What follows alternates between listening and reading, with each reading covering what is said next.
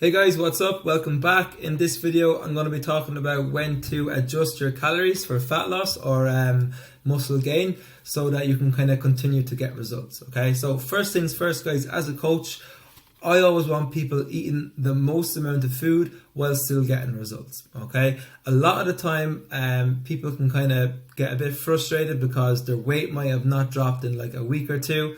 So they want to cut their calories a little bit more. Okay, so a couple of things you need to ask yourself before you ever drop your calories is, are you honestly tracking every single calorie you're putting into your body? Are you giving your training as much intensity as you can?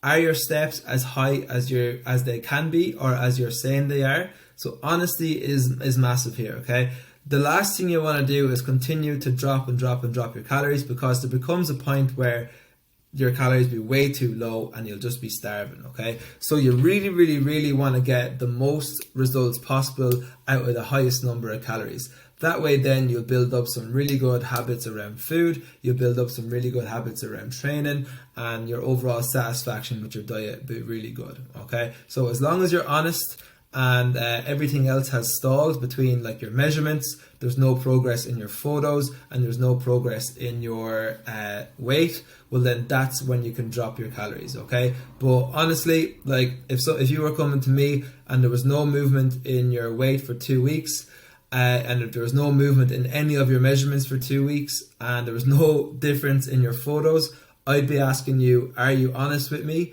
Are you doing every training session? Are you getting every step? Are you honestly tracking every single calorie? Because if you're not, well then you need to have a little word with yourself. Okay, but on the other end of that, if you are really honest and everything is tracked and you're doing all the training and you're doing all the steps and there is no movement in like 2 weeks and no movement in measurements whatsoever, and photos, well then what we would do is just go into an ever so slightly calorie deficit of maybe 200 to 300 in the week, and then we would just recycle that until your progress stalls there. So ever so slightly we will come down until you reach your target. Okay, so guys, don't be too eager to drop your food all the time. Just make sure you're being as active as you can, make sure you're training hard, and make sure you're being honest with yourself.